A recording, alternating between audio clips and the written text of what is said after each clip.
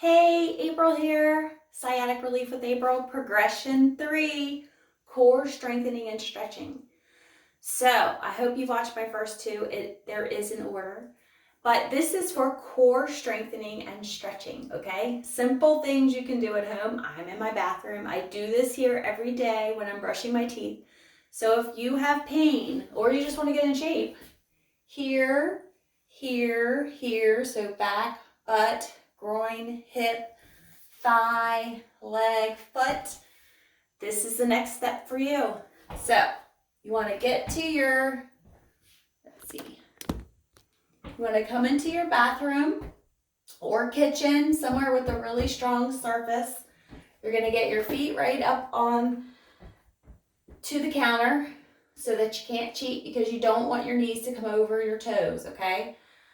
So this is a self-assisted squat. So you're going to do it to wherever you don't feel pain. That's where you're going to start. You're going to tighten your butt and your thighs, and you're going to go down. Now I started around here, but now I'm so strong, I can go down to 90 degrees.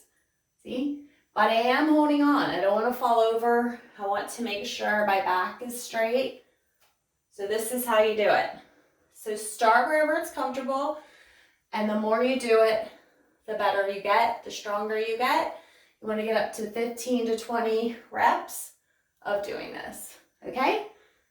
So that's core strengthening number 1. Okay, so after the squats, you want to do another core strengthening. This gets in here so well. One thing I'm very big about is keeping the exercises to a minimum, so that hopefully you're consistently doing them. Because I know if you give too many exercises, people just don't do them. So you take, and I think I said I do the squats when I'm brushing my teeth, but if I didn't, I do. So you want to get a band, and any of these things you can find on my website, sciaticreliefwithapril.com. And if you're watching this link, it's also a YouTube video, so I'm going to list them in the below the video. So you can either get a bandy one, or you could get one that you can tie together. I prefer this. So when you do it, you want to sit down. You do not want to try to put it on standing up, because you can hurt yourself or get the pelvis out of alignment. Speaking of which, so I'm going to put these right above my ankle. You need to do those pelvic stabilization exercises first before you do any exercises. So those 4 are really simple. So save them to your phone so that you have them, and always do them first. You want to start every exercise with good aligned pelvis. So I put them down around my ankles or just above it, okay? Then you're going to start, I'm going to start over here because of the camera. You're going to bend, you're going to start by putting your legs apart to get tension on the band. Then you're going to slightly bend your knees, and you're going to take little baby steps to the side, because you don't want to let the tension off. So if you get it close together like this, you took the tension off. So you want to go to the side, the one side and then the other. And you need to do both sides, because you're getting different muscles on the outer side of your thighs, okay? So that's what that looks like. Then if you want to see it from here, see, I keep my back straight, but I'm bending my knees. Now I like to get a decent bend in my knees to get quad strengthening, but if you can't bend them that far, just bend them a little bit. Of course, you want to do it to comfort. So even if you can't do them as long as I can do them, even try doing them just couple steps like this, just to get that strengthening in, okay? Then you're going to turn, let's start back here. Keep your feet apart, and you're going to take bigger steps. And that gets the front muscles, right? See? Then you're going to go backwards and get the glutes and the hip abductors and all that good stuff, right? So your knees, again, are bent. Let me do it this way, you can see better, right? And I'm keeping tension on it the whole time, and my back is straight. There's none of this, there's none of this, none of that. Everything's nice and straight, okay? And that'll strengthen so much of your core in here. You give your pelvis a good base of strength, and it's going to stay more in the right place, which is going to help your tailbone stay in the right place. And on top of that is your spine. Keep that in the right place. Super, super important to do those exercises, okay? All right, so that was number 2. So number 3, I have to move my table for, so I guess I can do it on here real quick. Now you can use a yoga mat or whatever you want. I have this table to get it over my cord. It's on little sliders, so it's not heavy at all. Okay. Oops. So now you want to get onto your mat or bed. If you can't, actually getting off the floor is not a great thing to do if you're having problems. And put a pillow under your head or something to keep everything flat. Then you're going to do a pelvic tilt, okay? So a pelvic tilt is where you tighten your tummy and you flatten your back, right? So your pelvis does rotate a little bit, right? Because that's what's called a pelvic tilt. But you're really strengthening your core muscles. Now, I'm really good at doing this, but the key is put your hands under your low back and you're going to squish down. You're not going to use the muscles up here to try and do it. None of that. Nothing should move up there.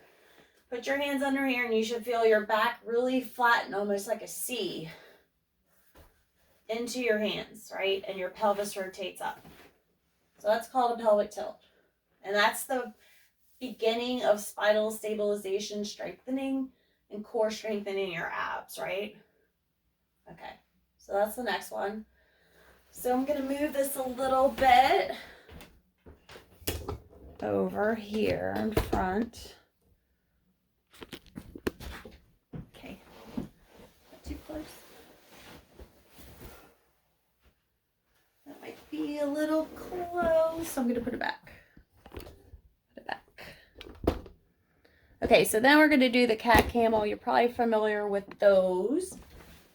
Because that's really good for stretching. I know the second set of progression we did, you know, the open book, you got the rotators. Now this gets a little bit more of the flexors and extenders in your back. So if you can, you're going to get on all fours. Now again, you may have to work up to this. I don't want you to have any pain. So what you're going to do, you're going to get on all fours. Your back is nice and straight, and you're going to do the cat, round up. Your head is down for a stretch, and then you're going to come down, head comes up, and you arch your back, right? You're going to go up and down, up. And that feels so good. Now you want to do that in a comfortable range. Hopefully you have good knees. If not, get in touch with me. There might be a way to modify it. Then, if you're familiar with the child pose, you're going to come down in the child pose. Head down, stretch it, reach out way out in front of you so you feel a nice elongated stretch in your back.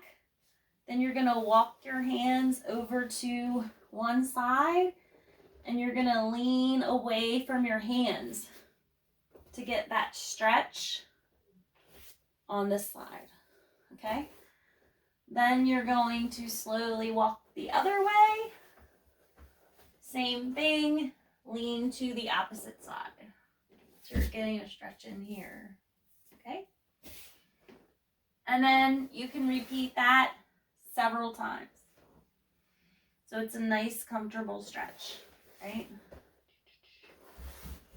Or this side, and this side. So that's it. That's the third progression. So that gets you some core strength with a lot of core strength when you're doing those squats. See, I can even do them so strong now I can do them without holding on. But definitely hold on. Gets you incredible core strength. Gets you good pelvic alignment. Then you start gently stretching some of these muscles in your back because it's really important to have strong muscles yet flexible muscles, right? So, and that helps to take some of the stress pushing down on these discs And then again on the nerves, see the nerves come out in the back? It takes some of that stress off when your muscles are stronger and when you're more flexible, so that if you have a disc problem, it could slip back in. If you have pressure on it from the bone, or, you know, whatever it is. And if it's in your, if you're just having problems with your pelvis rotating in and out of alignment, putting a stretch on that sciatic nerve, which is what I tend to have, it will stabilize your pelvis so that you can get rid of the pain and have a lot less exacerbations. So, hey, if you like this, please continue to follow me. Go to my website. I'm happy to help. Make sure that you do the 4 simple exercises first. Those exercises, I'm looking around for my strap just to quickly review. Let me get this. See how I bent over with good body mechanics? Just to review, I'm only going to do 1 of each. Those 4, pushing one leg into your hand and the other leg down into the floor or mat or bed, and then you alternate. And the second one, wrap a towel around those legs and you're pushing out, right? Pushing out. Third one, squeezing on the ball or pillow or cushion, whatever. I just felt mine pop back in. I should have done them first. Cross one ankle over the other. Your leg is going this way. You are not stretching it. 0 stretching. So your leg's going that way and you're resisting that movement with your hand. So you're actually strengthening your piriformis, not stretching it, okay? Strengthening. So your leg's going that way, but you're resisting with your hand. Same thing on the other side. Legs going out and you're resisting it with your hand. Okay? So, and when you go to get up, you always want to roll to your side and push up. So make sure you do those exercises first. This is actually the 3rd progression, but you can do them second. The second progression is a little bit easier, just gentle stretches. So anyway, let's go. And I have a 4th one coming soon, so stay tuned. Follow me on social media. I do a lot of reels. If you like them, it helps them keep going. You could share them if you know people are in help. Pass my name along. My mission is to help people get out of pain who haven't been helped. Okay? Great. Get to it.